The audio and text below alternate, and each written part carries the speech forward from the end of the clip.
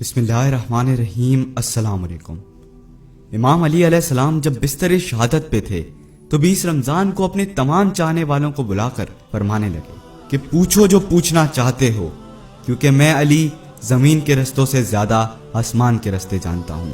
تو کوئی امام کی زیارت کرنے لگا، تو کوئی امام سے سوال کرنے لگا، تو کوئی امام سے جواب لینے لگا۔ تو ایک شخص نے سوال کیا، یا علی، شب قدر انسان کے لیے اہم کیوں ہے؟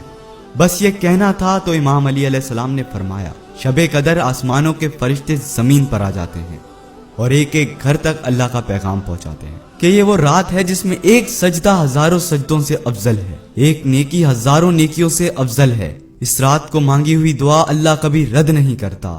اس رات کو سونے والا اپنا مقدر سلا دیتا ہے، اس رات کو جاگنے والا اپنا مقدر جگا دیتا ہے۔ تو اس شخص نے کہا، یا علی، اس شب قدر کی رات کا کوئی ایسا عمل بتائیں جس میں شفا، بقا، کامیابی کا راز ہو۔ بات جب یہاں تک پہنچی تو امام علی علیہ السلام نے فرمایا، اے شخص، اگر کوئی انسان شب قدر کی رات فجر کی نماز سے پہلے پانی پر سورہ قدر 72 مرتبہ پڑھے اور وہ پانی پی کر اللہ سے دعا مانگے کہ اے اللہ، جن گناہوں کی وجہ سے میری دعائیں پوری نہیں ہوتی، میرے اللہ میرے وہ گناہ معاف کر، اس وقت وہ ویسا ہو جائے گا جیسا وہ ابھی ابھی ماں کے پیٹ سے پیدا ہوا ہے۔ اے شخص، یاد رکھنا، انسان کی دعائیں پوری نہ ہونے کی سب سے بڑی وجہ انسان کے اپنے گناہ ہوتے ہیں، اور ہم محمد والے محمد کا واسطہ دے کر اللہ سے اپنی دعائیں مانگتے رہیں۔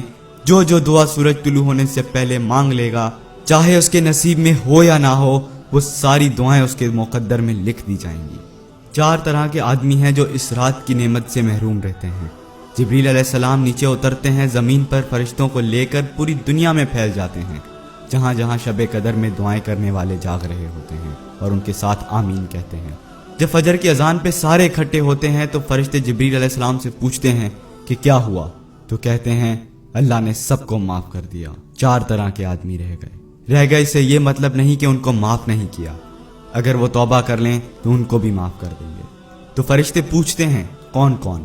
تو کہا، ایک شراب پینے والا، مستقل شراب کا عادی، ایک ماں باپ کا نافرمان، تیسرا رشتہ داروں سے لڑائی جھگڑے کرنے والا، بات بات پر لڑنے والا، اور ایک دل میں کینہ رکھنے والا۔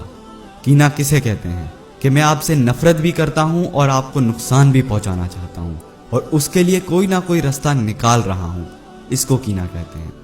تو یہ 4 آدمی کو چھوڑ کر باقی سب کی بخشش کا اعلان ہو جاتا ہے، اور ان 4 کے لیے یہ نہیں کہا جاتا کہ ان کی بخشش نہیں ہوگی، ان کے لیے کہا جاتا ہے کہ اگر یہ توبہ کر لیں تو ان کو بھی معاف کر دیں گے۔